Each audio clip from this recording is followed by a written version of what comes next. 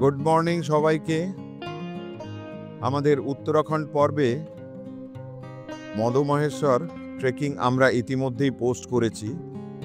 আশা করি যদি আপনাদের ওটা ভালো লেগে থাকে তাহলে নিশ্চয়ই লাইক, শেয়ার বা কমেন্ট দেবেন।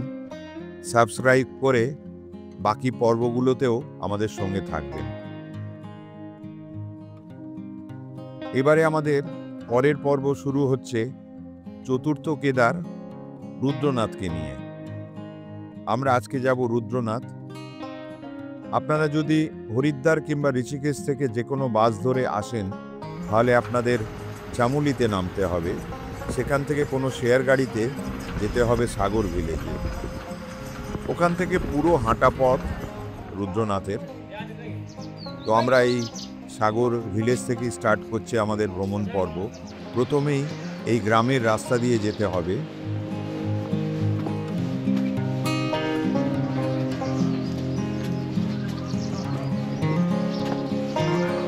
আপনারা চাইলে এই গ্রামে অনেক ছোট ছোট হোমস্টে আছে, এখানেও থাকতে পারেন।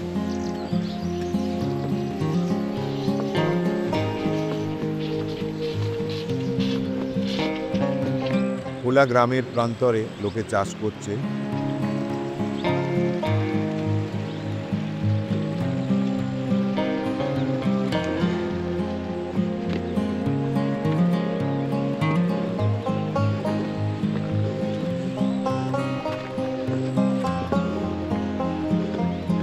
গ্রামের রাস্তা শেষ হওয়ার পর এখানে রেজিস্ট্রেশন পয়েন্ট আছে, সেখান থেকে পার হেড 200 টাকা দিয়ে রেজিস্ট্রেশন করিয়ে নিয়েছি। এই রেজিস্ট্রেশন কিন্তু বাধ্যতামূলক। এখানে আপনাদের পুরো ব্যাগ চেক করা হবে, তার কারণ হচ্ছে ব্যাগের মধ্যে কোনো প্লাস্টিক আছে কিনা দেখে নেওয়া হয়। এটা একটা ভালো দিক। রুদ্রনাথ ট্রেকের জন্যে অনেকগুলো রুট আছে, যেমন হেলং, মণ্ডলগ্রাম, আরও অনেক রাস্তা আছে, কিন্তু সবচেয়ে বেশি পপুলার এই সাগর। আর এই রাস্তা সবচেয়ে বেশি সেফ মনে করা হয়, তার কারণ এখানকার রাস্তায় অনেক জায়গা আছে যেখানে আপনারা খাওয়া বা থাকার জন্য ভালো জায়গা পেয়ে যাবেন, কিন্তু অন্য অন্য রাস্তায় এই সুবিধে নাও পেতে পারেন।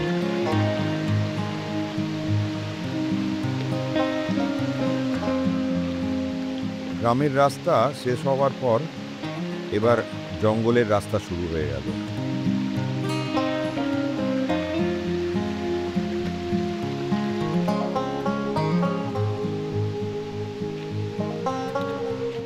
এই রাস্তা খুব খাড়াই, তাড়াহুড়ো করা যাবে না, একটু রেস্ট নিতে নিতে যেতে হবে, তা না হলে প্রবলেম হতে পারে।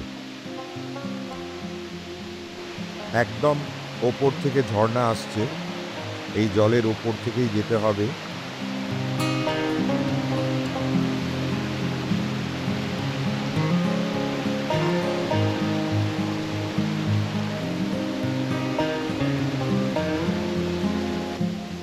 যেহেতু পুরো রাস্তা জঙ্গল, সেহেতু আপনি যদি একা ট্রেকিং করেন তাহলে কোনো গ্রুপের সঙ্গে জয়েন করে নেবেন, কারণ এই রাস্তা একা ট্রেকিং করার জন্য সেফ নয়।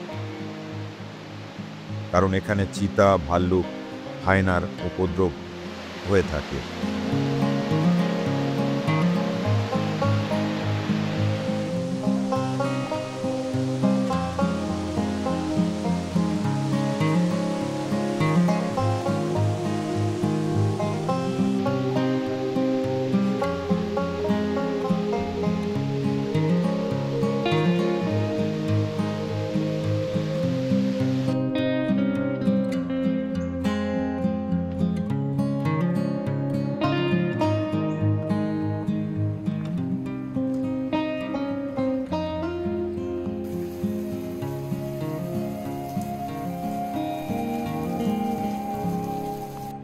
এসে গেছি পুংবুগিয়াল। এখানে থাকা খাওয়ার জন্য ছোট ছোট ধাবা আছে, আর যদি রাতে থাকেন পার হেড পড়বে 300 টাকা, আর খাওয়ার জন্য 150 টাকা।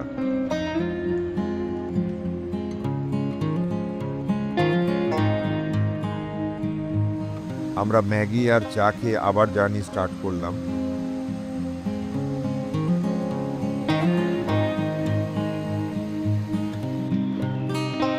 যারা এই পঞ্চকেদারের যাত্রা করেছে তাদের মুখে শোনা যে পঞ্চকেদারের মধ্যে সবচেয়ে কষ্টকর ট্রেক এই রুদ্রনাথ। আজকে এটা হাড়ে হাড়ে বুঝতে পারছি।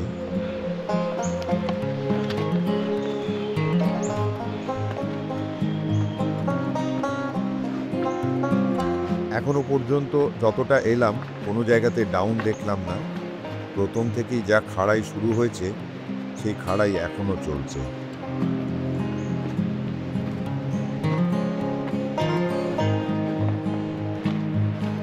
এই পুং বুগিয়ালের পরে নেক্সট পয়েন্ট আসবে, সেটা হলো লটি বুগিয়াল।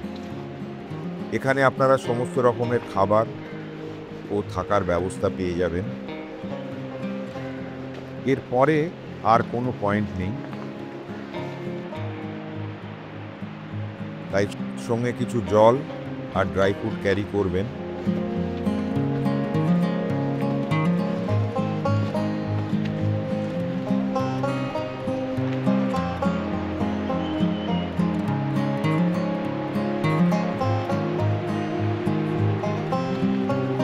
खाना मिलेगा कुछ?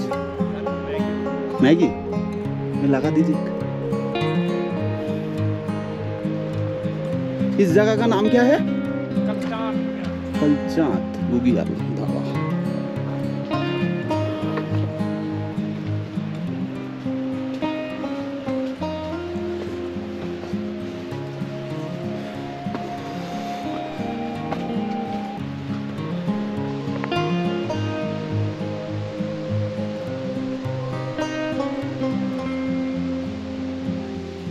রুদ্রনাথ ট্রেকের জন্য খুব কম লোকই আসেন, তার কারণ এখানে রাস্তা খুব খাড়াই। তবে খুব ভালো লাগছে, পুরো শান্ত নিরিবিলি পরিবেশ, প্রকৃতির আওয়াজ, এখানে পাখির আর ঝর্ণার আওয়াজ পাওয়া যাচ্ছে। আর আমরা হেঁটে চলেছি।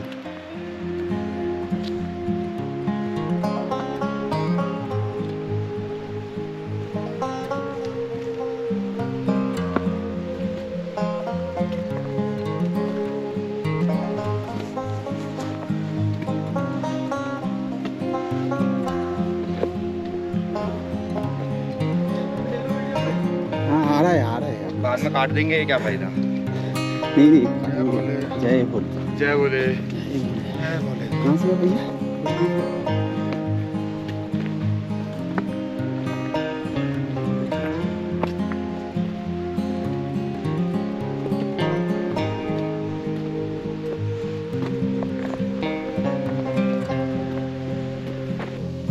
এই ট্রেকিং করতে গেলে একটা প্রপার জুতো পরে আসা বাধ্যতামূলক, কারণ রাস্তার মধ্যে এত ঝর্ণা ক্রস করতে হচ্ছে।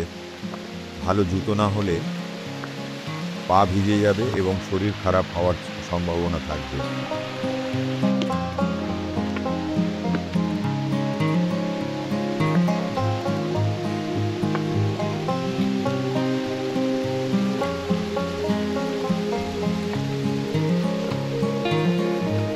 রুদ্রনাথ মন্দির কেদারনাথের মতো 6 মাস খোলা থাকে, মে মাস থেকে অক্টোবর মাস পর্যন্ত। আর এই ট্রেকের জন্য কোনো রকম অনলাইন রেজিস্ট্রেশন দরকার পড়ে না।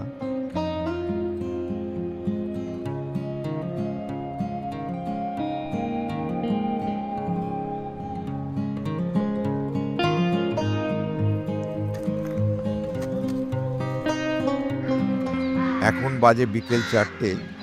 এখন এসে পৌঁছলাম লৌটি বুগিয়াল।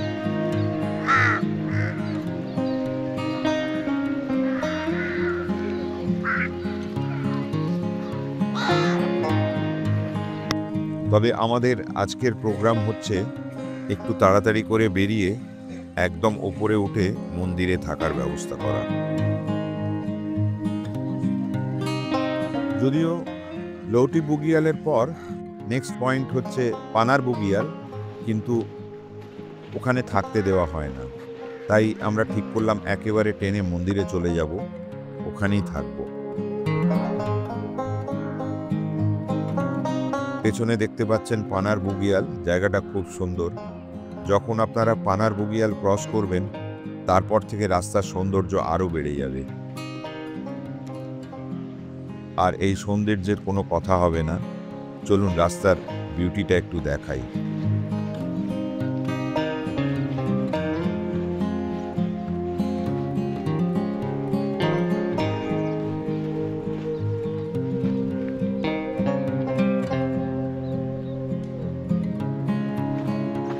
আমরা সাগর থেকে যাত্রা স্টার্ট করেছিলাম, আর এই লোট্টি বুগিয়াল পর্যন্ত এলাম 12 কিলোমিটার। খুব একটা ভালো নেটওয়ার্ক পাওয়া যাচ্ছে না। এখান থেকে মন্দির 12 কিলোমিটার যেতে হবে।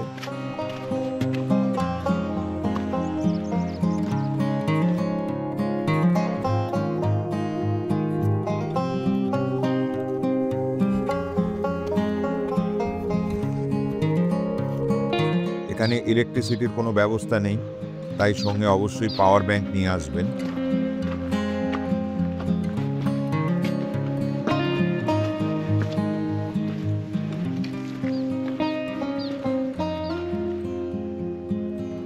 এখানে কোনো রকম মেডিকেল ফেসিলিটিও নেই, তাই প্রয়োজনীয় মেডিসিনও নিয়ে আসেন, তাহলে ভালো হয়। তো আমরা এগিয়ে চলেছি।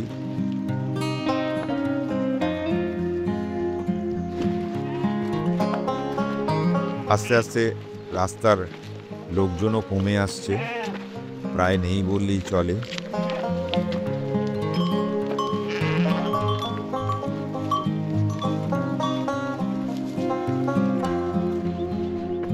এখন আমরা এসে পৌঁছেছি পিত্রধার।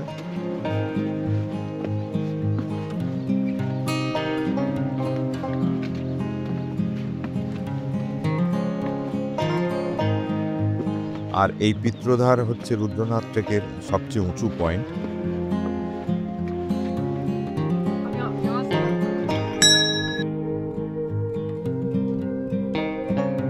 এটা সমুদ্রতল থেকে প্রায় 4000 মিটার উপরে।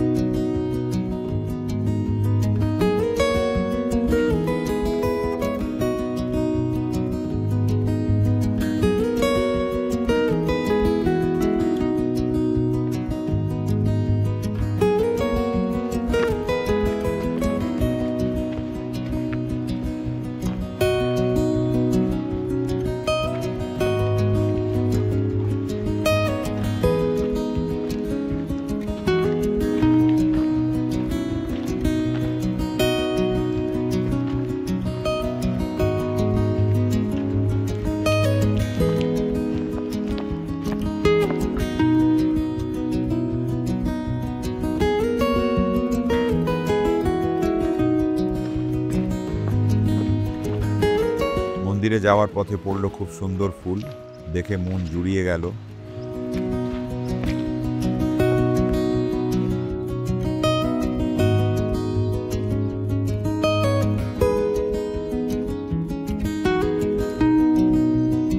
আমরা এখন এসে পৌঁছেছি রুদ্রনাথ মন্দিরে। এই মন্দিরের ইতিহাস পুরাণে পাওয়া যায়।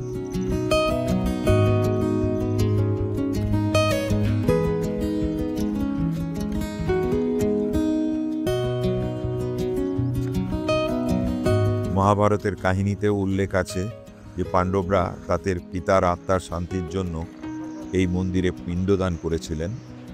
মন্দিরে শিবের মুখের পুজো করা হয়। স্থানীয়দের বিশ্বাস অনুযায়ী এই শিলাখণ্ড শিবের রুদ্র রূপের প্রতীক।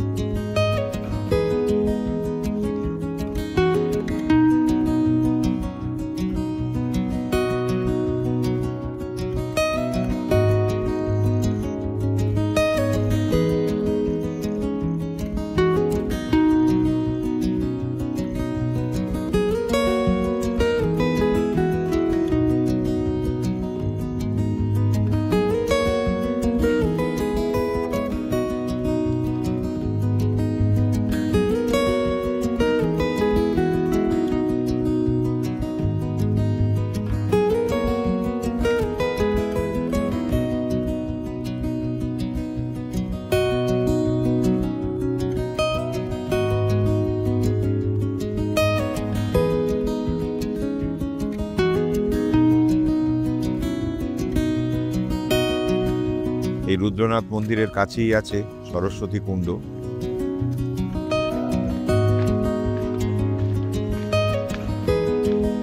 এটা রুদ্রনাথ মন্দিরের পাশ থেকে নিচে নেমে যেতে হয়। এই কুণ্ড মন্দির থেকে 1 কিলোমিটার রাস্তায় পড়বে।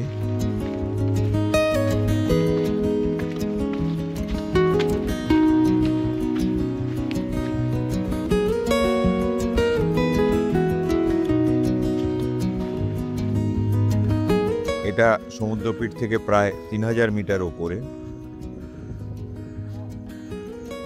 আর এটা পর্যটকদের জন্য একটা আকর্ষণীয় স্থান, যেখানে প্রকৃতি আর দেবীর সান্নিধ্য উপভোগ করা যাবে।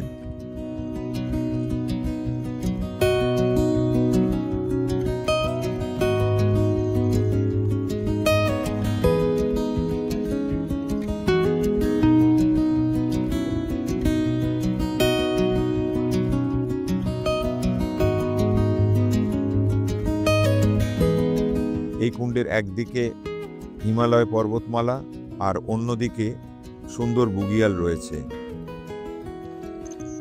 আর এই সব দৃশ্য দেখতে দেখতেই আমাদের ফেরার পালা এসে পড়বে, তাই ভিডিওটা এখানে শেষ করব। দেখা হবে এর পরের ভিডিওতে।